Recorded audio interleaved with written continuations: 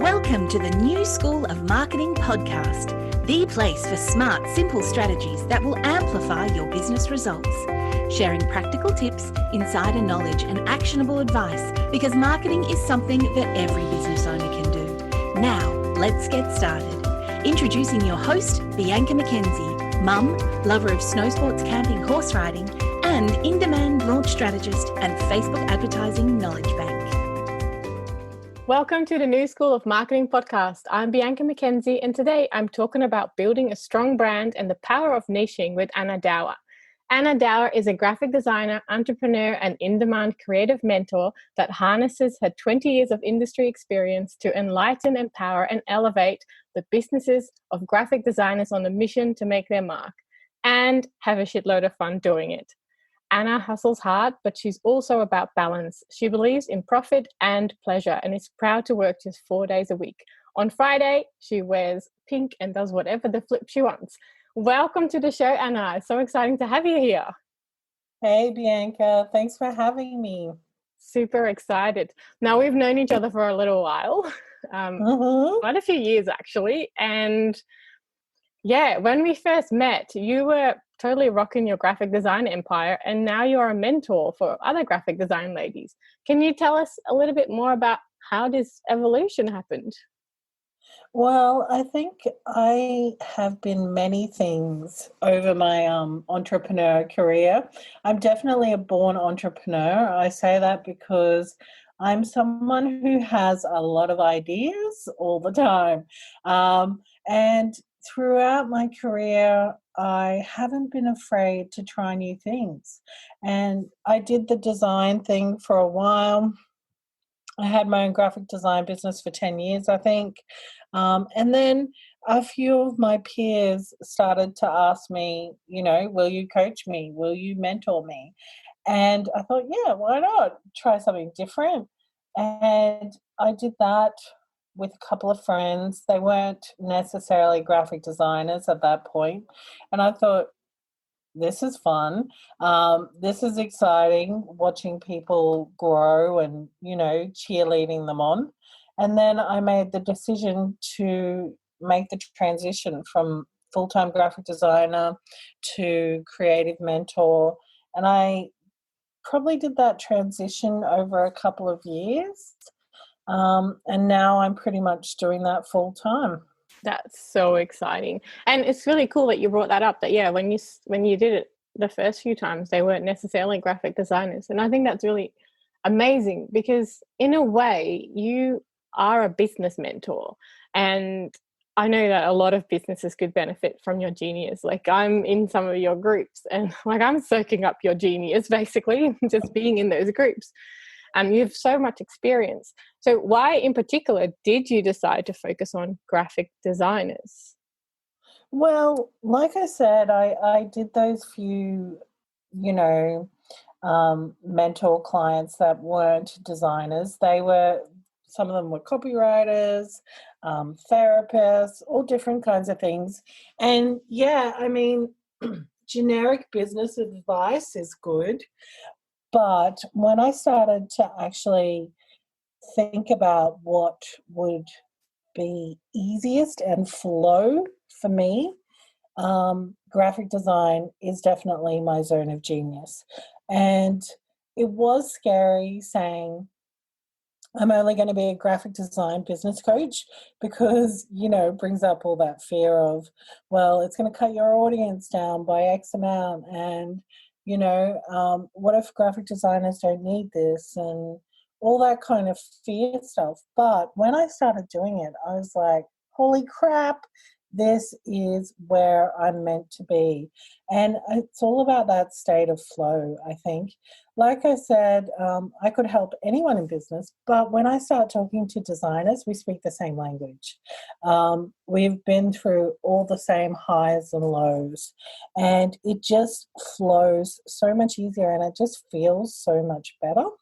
Yeah, I love that. So it's been super powerful for you. And I know that you teach your students a similar thing. When you take your students through, when you teach them, how do you tell them like where do they start with finding a niche? Because like even though they are not like mentors, they are graphic designers, but I know that you still teach them to build a niche. So what are your tips for starting to build a niche? What do you teach your students? Well, I teach them lots of things. And honestly, it's like peeling layers of an onion. Because as we grow up, as we get a job, get a mortgage, get bills, become adults with responsibilities, we kind of gain all these layers that tell you, you know, you can't do what you're passionate about because it won't earn money.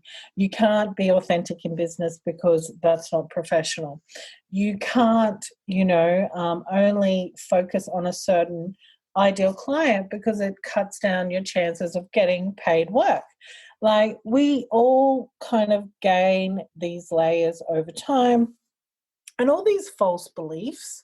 And I think the first step in actually figuring out what your niche is to start peeling back those layers and actually remembering why you started your own business in the first place, remembering what kind of work excites you and the kind of people that you gel with. And often I feel like a bit of a business therapist, kind of like, cutting through all the BS to get to the core of a person's driving force. Yeah. And like, there's so many graphic designers out there in the world, millions, billions. Yeah. And they're all on the internet. They're all on Facebook and Instagram. And you have to stand out. And I feel like the only way you can stand out is by having a really clear niche. And yeah, that's how I start them on the niche journey. And it's not always easy. Some people are more resistant than others. And often it's something that's like so glaringly obvious that when you figure it out, you're like, oh man, that was like right in my face this whole time. Yeah. I love that. It's kind of like, just because you can do everything, it doesn't mean you should. Exactly. And like, that's definitely something that I've had to try to get better at over the years, because I'm someone with so many ideas. I've really had to try to control myself and think, focus on what my zone of genius is and only stay in there, because you can get distracted really easily. Yes. Yeah. Totally hearing you on that one. Yeah. I know, we're the same kind of ideas women. It's like, oh, shiny object. Oh, no, Yes. focus. Yeah, that's right. So, like I said at the start, we've known each other for like years now, and you have always been, well, at least from what I have seen, 100% you online, especially in the last few years, like talking about juggling a family, wearing Birkenstocks, and being a designer boss lady. Can you tell us a little bit more about how showing up, as your authentic self is really helping you in business? Well, I do think it's a lot of like learning. Probably earlier on in my career, I would look around a lot more. I would look around and see what other designers were doing, what their brand looked like, what trends they were kind of, putting out there. And I would definitely be influenced by that. If I look back at my design brand maybe like 8 years ago, it was all blues, it was all ocean and kind of beachy. And, I like the beach, but it shouldn't be my brand. It's not who I am. And if you've seen my website now, it's pink, it's fun, it's quirky. I guess I just kind of let go of all the BS and all the ideas of what you should be in order to be a on-trend, popular graphic designer. I kind of just let it go. And when you let it go and you are 100% yourself, it feels so much better. Yeah.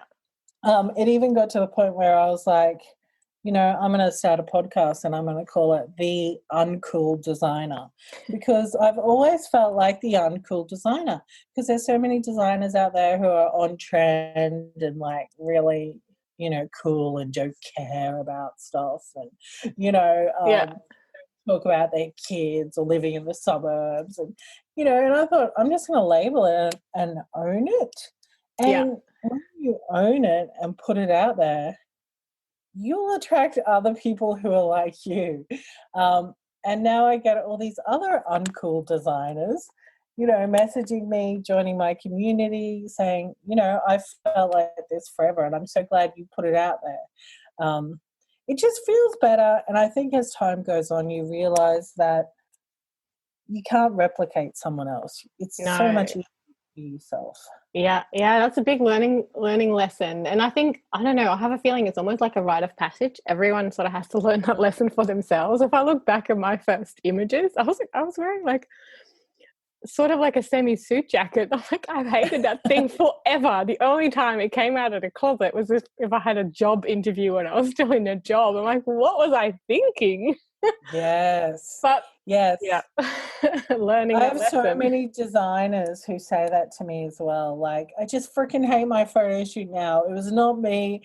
I was just pretending to be someone, with my laptop and, Yeah. It's like, this is what a designer is supposed to look like. Let's, join the millions. But no, I love that. Yeah, I loved seeing that evolution of you just stepping into your 100%, 100% you. And I'm seeing it with a lot of other people that I followed over the years as well. As soon as you really just are you and show up as you, you start attracting kind of the right people. Yes. At least I think, and that's in a way really good because it helps your business. Plus you get to work with the people that you really love working with. Yeah, and that's how you end up with like clients who are friends, clients who are people who like just love everything you do and become raving fans. And I know it's scary to kind of say, this is the real me and put it out there in the world. But once you do it, it's like, man, I should have done this a long time ago. Yeah, you kind of stop living that double life. Like there's the this me and there's the that me. No, this is one me. Yeah, there's no like a business you and a personal life you. I think like now, if you're an entrepreneur who has an online business, it's one person. Yeah. Don't get it out of your head that you need to be someone else or portray something else in order to be successful at business. Yep, I love that. So that's already one tip. I also want to ask you, so any other creative businesses out there that are looking to really get serious about their business, what other advice can you give them apart from, just being you? Do you have any other gems? I know you got lots of advice. Yeah. Where do I start? I think let's do 3. 3. Okay, 3. 1, remember why you started and never let go of that. Keep coming back to it, even if you feel like you need to write it down and stick it on your wall, because often we kind of get lost along the way. And we end up chasing something that we didn't intend to achieve, if that makes sense. So remember why you started. My second point would be, remember you're the boss. There's a reason that you started your own business. I know that I personally could never work for the man again. So if you are your own boss, act like it. Do not let your clients dictate how much you get paid, what work you do, and how many hours a week you work. Because then you're the boss. Yes, you may as well just go work for the man then. So remember, you're the boss and you make the rules, and it's okay to be confident and say, this is how I do things. This is how much I get paid. These are the hours you can contact me. And the third thing, what am I going to end with? Only do the stuff you want to do. Yeah, that one's a tricky one. Probably for new designers more so than people. Yeah, but I mean, don't get caught up in the, well, you have to post X amount of Instagram stories a day in order to receive this amount of traction. Don't get caught up in, you must do TikTok, you must do this, you must do that. Only do the stuff you want to do. Yeah. Otherwise, you'll become paralyzed by all the things you should be doing and you won't achieve anything. So if you love Facebook, just hang out there. Yeah. If you don't want to blog, record podcasts or just do it your way. Yeah. Yep. I resisted having a podcast for a long time. Yeah. It wasn't the right time. Yeah. And like you said before we press record is done is better than perfect. Yeah. And your website will never be 100% done. Just get it up there. Just, Yeah. do what you can now. Yeah. And don't worry about all the rest of the stuff you should be doing. Yes. Well, no. Well, there's another whole discussion, I guess, the whole should. Yeah, there's a lot of shoulds. But ditch them. just don't want to do, basically. Yeah. Do what you can. Exactly. Cool. Well, that almost wraps it up. I have 2 more questions. What are you curious about right now? I know that's a massive loaded question, but I would like to know. Yeah, that is a massive loaded question. What am I curious about? I'm curious about digital summits, online summits. That's what I'm working on next for 2021, and I'm just learning all the things about that. Yeah. Learning how it can be a marketing tool, learning how to get the right speakers, learning how to get sponsors, all that sort of stuff. So that's something new that I'm super curious about right now. I'm excited to see that. Bring on 2021. Yes, and you will be a speaker at the summit. So we've already locked that down. So excited about that. I can't wait. It'll be awesome. If you had an extra $1,000 in your marketing budget, what would you spend it on?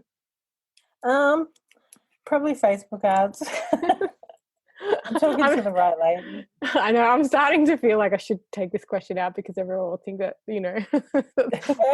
that's what I'm telling everyone to say, but I am not. But I would totally agree with you. It's a great place to put your money.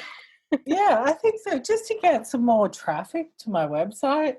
I honestly have not spent a bunch of money on marketing in my business. Everything's been fairly organic. So the only place I do spend money is Facebook ads. So I do that. Cool. Awesome. Well, everyone, that's where you should spend your money. Yes. You don't have to, but cool. Well, that's the end of this week's show. If you have any questions about building a strong brand and the power of niching, head over to annadower.com and have a look at her awesome pink website. It's seriously amazing. A really big thanks to you, Anna, for being on the show. It was fun talking. Bianca. Yeah, it was awesome. Thank you. And if you like the show, don't forget to subscribe and leave a 5-star rating and review on iTunes, Stitcher, Spotify, or wherever you heard the podcast. Your review will help others find the show and learn more about the amazing world of online marketing. And don't forget to check out the show notes for this episode at newschoolofmarketing.com, where you can learn more about Anna, check out useful links, download free resources, and leave a comment about the show.